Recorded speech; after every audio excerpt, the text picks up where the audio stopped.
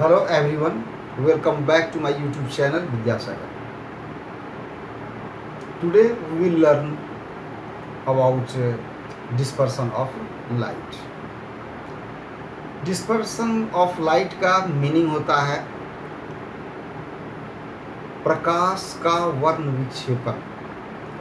वर्ण विक्षेपन यानी कि इस वर्ड से पता चलता है कि प्रकाश में कुछ कलर्स हैं जो कि वह अलग अलग यानी कि सेपरेट हो जाता है, यानी कि स्प्लिट कर जाता है।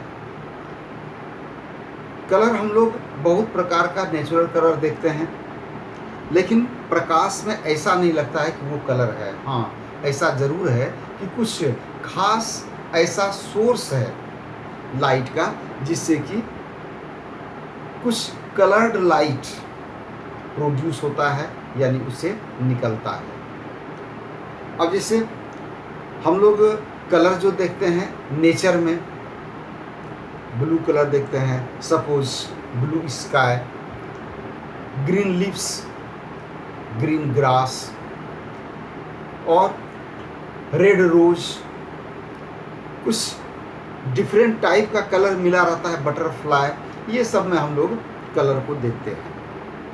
यानी जब लाइट कलर पर पड़ता है, उससे लाइट मेरी आँख में पहुंचता है, किसी ऑब्जेक्ट पर लाइट फॉल करने के बाद उससे रिफ्लेक्ट होता है, मेरी आँख में पहुंचता है, तो हम ऑब्जेक्ट को देख सकते हैं, उसके कलर को देख सकते हैं।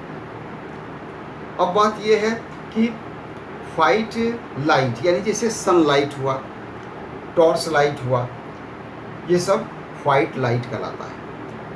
वाइट लाइट कलर्स का मिक्सचर है, उसमें 7 कलर्स होते हैं, लेकिन ऐसे लाइट को देखने के बाद ये पता नहीं चलता है कि उसमें 7 कलर्स हैं। लेकिन वो जो 7 कलर्स वाइट लाइट में है, तो उसका क्या है कि जब रिफ्रैक्शन होता है, रेयर मीडियम से डेंसर मीडियम में जाता है, तब उसमें क्या होता है कि चूँकि सभी कलर का स्पीड डेंसर मीडियम में जाकर एक जैसा नहीं होता है, और इसके चलते क्या होता है कि वह सेपरेट हो जाता है। और फिर वह जब इमर्जेंट रे यानी कि जब लाइट उससे बाहर निकल जाता है, तब अगर कहीं पर कुछ ऐसा व्यवस्था करें कि पर्दा का, स्क्रीन का, तो उस पर हमको उसका पैच यानी धब्बा मालूम पड़ता है। तो सबसे पहली बात यह है कि लाइट का जो डिस्पर्सन होता है, इसको हम लोग कैसे जानेंगे, कैसे देखेंगे उस लाइट को जो कि डिफरेंट कलर में डिवाइड हो रहा है, सेपरेट हो रहा है।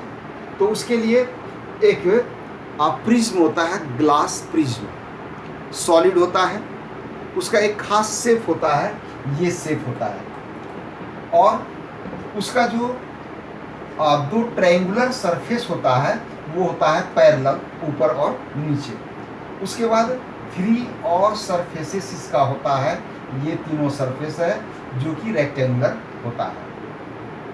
हम लोग जो इसका यूज़ करते हैं इस रूप में, इसमें हम लोग को पता चलता है कि लाइट डिस्पर्स होता है और किस तरह से हमको कलर मालूम पड़ता है। इसमें क्या देख रहे हैं कि ये रे ऑफ लाइट इसमें इंटर किया, उसके बाद रिफ्रैक्शन के बाद ये इमर्जेंट रे बाहर आया। यानी इसमें ठीक उसी तरह होता है जैसे ग्लास स्लैब जो रेक्टेंगुलर होता है, जिसमें कि लाइट का रिफ्रैक्शन होता है, जिसमें हम देखते हैं कि जब रेयर मीडियम से डेंसर मीडियम में लाइट जाता है, तो उसमें वह नॉर्मल की ओर यानी टुवर्ड्स द नॉर्मल बेंड करता है, और जब डेंसर मीडियम से फिर रेयर मीडियम में लाइट इंटर करता है, तो फिर उसमें क्या देखते हैं कि far away from the normal यानी कि नॉर्मल से दूर हटता है, जिसको हम लोग बोलते हैं रिफ्रैक्शन ऑफ लाइट। ठीक, अब यहाँ पर ये देखना है, ये फर्स्ट फिगर में ये प्रिज्म का हमको आइडिया हो जाता है। अब हम लोग चलते हैं इस सेकेंड फिगर में। प्रिज्म का जो ये रेक्टेंगुलर सरफेस है, उसको बेस मानकर और रखा जाता है प्रिज्म को, और सामने आपके फ्रंट में आएगा ये रेक्टेंगुलर सरफेस जो यहाँ पर हम लोग देख रहे हैं। तो ये रे ऑफ लाइट यहाँ पर प्रिज्म के एक सरफेस पर ये फॉल करता है, जो इंसिडेंट रे हुआ। ये यहाँ पर नॉर्मल डाला गया है सरफेस पर, जो कि नॉर्मल और इंसिडेंट रे के बीच का जो ये एंगल होता है, इसको बोलते हैं इंसिडेंस एंगल, जो कि है I1।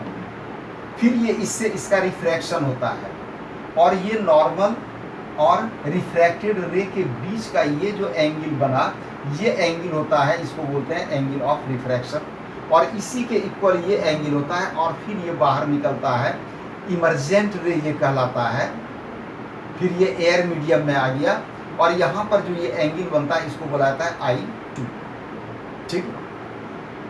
अब एक चीज़ ये इसमें हम लोग देखते हैं कि रे ऑफ लाइट जो फॉल किया, तो इसको इस तरह से स्ट्रेट पाथ पर प्रोपेगेट करना चाहिए था, लेकिन ये चूंकि डेंसर मीडियम है, इसलिए इसमें आने के बाद ये डेविएट करता है, मतलब विचलित हो जाता है, यानी अपना पाथ रास्ता बदल लेता है, यानी इसमें इसका स्पीड चेंज हो जाता है। और फिर ये बाहर, यानी इमर्जेंट रे जो देख रहे हैं, निर्गत होने के बाद, निर्गत बाहर निकलने के बाद जो रे है, उसी का नाम है इमर्जेंट रे। तो ये इमर्जेंट रे का डायरेक्शन ये है।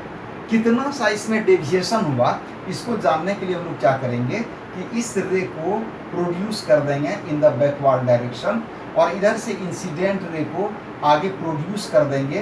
तो क्या देखते हैं कि यहाँ पर आकर ये इससे मिल जाता है। ठीक है, तो उसमें ये पता चला हम लोग को कि इसका डेविएशन कितना हुआ। तो ये डेविएशन देखते हैं इसका, ये इतना सा इस एंगल से इसका डेविएशन होता है। इस एंगल का नाम भी दे सकते हैं, सपोज ये T हो गया, D हो गया, और ये S हो गया। तो ये एंगल TDS ये कहलाता है एंगल ऑफ डेविएशन। इतना बड़ा एंगल से ये डेविएट किया, मतलब अपना रास्ता को बदला, डेविएशन जिसको विचलन बोलते हैं, यानी वो विचलित हो गया। तो ये विचलित होकर ये बाहर निकला। तो इसमें हमको पता चला, जिसको क्या कहा गया, एंगल ऑफ डेविएशन, कितने बड़े एंगल से वो लाइट डेविएट किया। ठीक। अब ये हम लोग को जानना है कि जैसे हम लोग ये बोलते हैं कि वाइट लाइट जो है वो 7 कलर्स का मिक्सचर है। वो कौन कौन सा उसमें 7 कलर्स है, और उसको हम कैसे जानते हैं, किस तरीक़ा से उसको पहचानेंगे। तो उसके लिए अब ये प्रिज्म से होकर वाइट लाइट का एक नैरो, मतलब एकदम सकरा, यानी समझो कि एक रे लाइट का ये फॉल करता है इस सरफेस पर, प्रिज्म पर। ठीक। और जब ये इधर में ये जो मीडियम है, ये एयर का मीडियम है, जो कि रेयर मीडियम हुआ। अब ये लाइट इसमें जब इंटर करेगा, तो यहाँ आने के बाद क्या होता है कि ये जो मीडियम है, ये डेंसर मीडियम है, यानी ये सॉलिड ग्लास का है, जो प्रिज्म है। तो इसमें क्या होता है कि लाइट इससे जब होकर अब पास करेगा, ठीक ना, ऑन पासिंग थ्रू प्रिज्म, तो क्या होगा कि ये अपना जो कलर का वो मिक्सचर है, चूंकि सभी कलर का स्पीड डेंसर मीडियम में एक नहीं हो सकता है, इसीलिए ये सेपरेट हो जाता है। और जब इससे किरण बाहर निकलता है, यानी कि रे ऑफ लाइट जब इमर्जेंट रे, यानी इमर्ज करता है इस ओर इमर्जेंट रे, तब ये सभी अपना अलग अलग पाथ पर आता है, सब अलग रास्ते से चलता है, यानी कि सभी का स्पीड अलग होता है।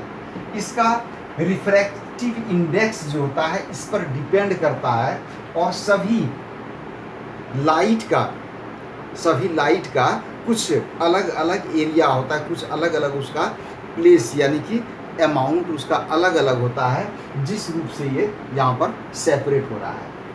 और अगर इसके सामने में एक स्क्रीन को लगा देते हैं, तो स्क्रीन पर हम लोग क्या देखते हैं कि 7 कलर्स का एक बैंड प्राप्त होता है, यानी पट्टी जिसको बोलते हैं, उसमें अलग अलग अमाउंट में ये जगह को, यानी प्लेस को कवर करता है।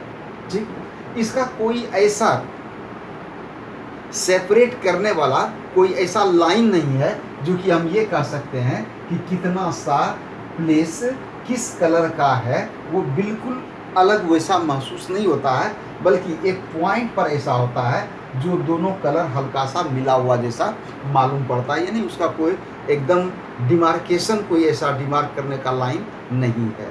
ठीक, तो ये एक बैंड प्राप्त हुआ 7 कलर्स का इस स्पेक्ट्रम पर। और इसमें हम लोग क्या देखते हैं कि सबसे ऊपर में जो धब्बा आता है, यानी कि पट्टी जो आता है बैंड, वो रेड कलर का, और सबसे नीचे ये है वायलेट कलर का। ठीक, तो इसका मीनिंग क्या हुआ सो समझिए कि रेड कलर जो है इसका स्पीड सबसे ज़्यादा रहता है और सबसे कम स्पीड हो जाता है किसका, वायलेट का। जिस तरह से इसका स्पीड होता है, ठीक ना, वो अपना इस सीक्वेंस में आता है। यानी हम ये कह सकते हैं कि डेविएशन जो होता है, सबसे कम डेविएशन होता है रेड में और सबसे अधिक डेविएशन होता है किसमें, वायलेट कलर में। ठीक, और वो डिपेंड करता है उसका स्पीड, उसका वेव लेंथ पर। ठीक, तो इसका मतलब ये हुआ कि ये यहाँ पर पता चला, और इसके बारे में 1665 ईस्वी में सर आइजक न्यूटन ने एक्सपेरिमेंट के आधार पर इन्होंने ऐसा अनाउंस किया था। ठीक, यानी जो कि आज हम लोग बुक में पढ़ रहे हैं, ये सारा श्रेय जाता है किन पर, तो सर आइजक न्यूटन पर।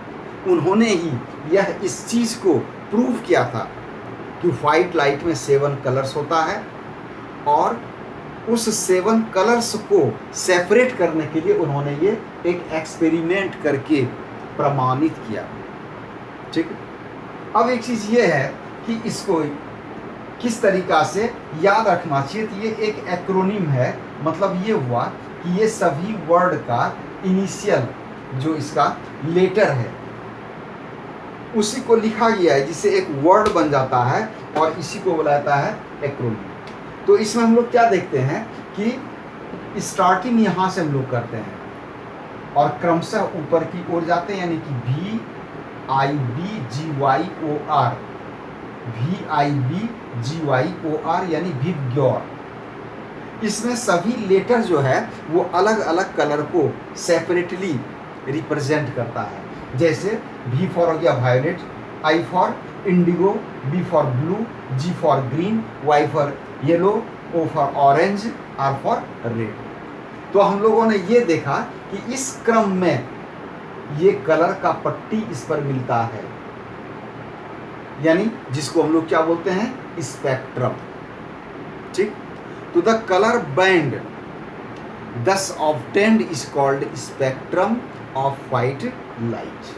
यही स्पेक्ट्रम हो गया। ठीक ना, डिफरेंट कलर्स बेंड, यानी कि अलग अलग कलर जो है वो बेंड करता है। बैंड प्राप्त हुआ BAND, पट्टी कलर का, और different colour suppose red, orange, yellow, green, blue, indigo, violet, ये जो बेंड करता है मतलब मुड़ता है, वो अलग अलग एंगल से।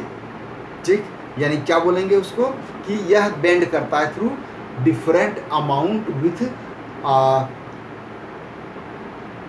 एंगल, अलग अलग एंगल से with respect to incident ray, यानी कि इंसिडेंट रे के सापेक्ष इंसिडेंट रे होना चाहिए। ये ऐसे जाएगा, ऐसे, ये हुआ इंसिडेंट रे। ठीक ना, तो ये इंसिडेंट रे को एकदम स्ट्रेट में ऐसे जाना चाहिए था, इस तरीका से ऐसे, लेकिन ये इतना कलर से अगर इसको मिलाएंगे, जैसे यहाँ पर हम लोगों ने देखा एंगल ऑफ डेविएशन, तो इतना सा एंगल से ये डेविएट हुआ, और इस तरह अलग अलग एंगल से सभी डेविएट करते गया। ठीक है, और इसी का एक बैंड प्राप्त हुआ कलर का, जिसको कि हम लोग इस पर देख रहे हैं। ठीक, यही कहलाता है स्पेक्ट्रम। बात समझ में आई? तो ये एक्रोनिम से याद रहेगा कलर के बारे में, ठीक ना। तो अब जैसे हम लोग ये बोले कि डिस्पर्सन क्या हुआ, डिस्पर्सन किसे कहेंगे, तो the splitting of light into its component colours. क्या हुआ इसमें कि लाइट स्प्लिट किया, स्प्लिट मीन्स टूटा, अलग अलग हो गया, सेपरेट आउट हो गया, समझ गए। तो ये जो हुआ कंपोनेंट कलर, तो कंपोनेंट कलर क्या हुआ, तो कंपोनेंट का मतलब हो गया अवयव, उसका जो जो कलर, यानी जिस जिस कलर से वाइट लाइट बना है उसी को बोलते हैं कंपोनेंट कलर। तो वो कंपोनेंट कलर में टूट जाना उसी को बोले the splitting of light into its component colours is called dispersion of light, ठीक। और अगर आप बोलते हैं केवल किसके लिए कि वाइट लाइट के लिए, तो वाइट लाइट के लिए क्या बोलेंगे, the splitting of white light into its 7 component colours, यही डिफरेंस हुआ। क्योंकि वाइट लाइट में 7 कंपोनेंट कलर्स होता है, हम लोगों ने देखा। तो ये component colours on passing through the prism, यानी कि प्रिज्म से पास करने पर, तो ये क्या कहलाया, is called dispersion of white light. Cause हम लोग जान ही गए कि इसका कारण क्या हुआ, तो स्पीड, उसका वेवलेंथ, डिफरेंट वेवलेंथ होता है। तो इस प्रकार से वायलेट कलर में ज़्यादा डेविएशन, सबसे ज़्यादा, सबसे कम डेविएशन रेड कलर, ठीक।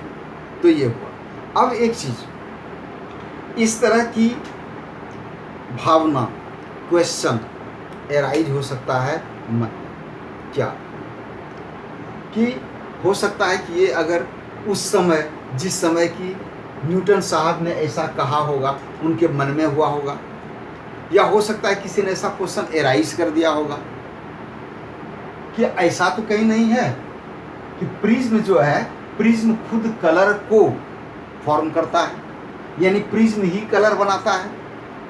मतलब क्या हुआ कि हो सकता है कि मन में भावना आई कि 7 कलर से वाइट लाइट नहीं बना है। कहीं ऐसा हो सकता है कि ये जो प्रिज्म है यही कलर को फॉर्म कर देता है।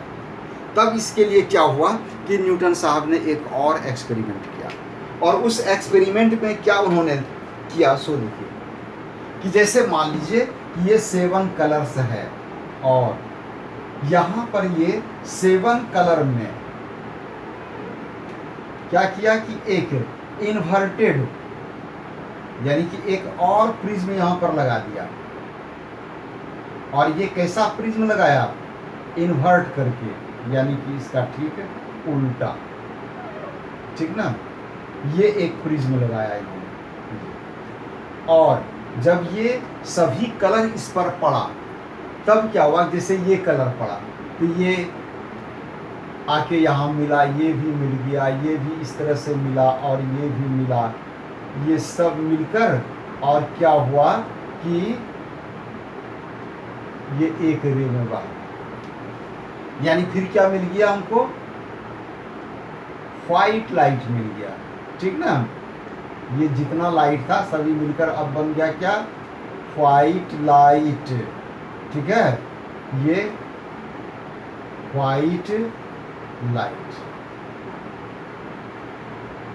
यानी यहां पर क्या हुआ कि ये अब ये चीज प्रमाणित हो गया, यहां पर ये प्रूफ हुआ, उन्होंने ये प्रूफ करके दिखा दिया कि नहीं, प्रिज्म कलर नहीं बनाता है, यानी कि प्रिज्म कलर फॉर्म नहीं करता है। कैसे ये प्रमाणित हुआ कि अगर ये प्रिज्म सपोज यहाँ पर कलर फॉर्म कर रहा था, तो फिर ये प्रिज्म वाइट कैसे बना दिया उसको, फिर वो क्यों नहीं कलर बनाया।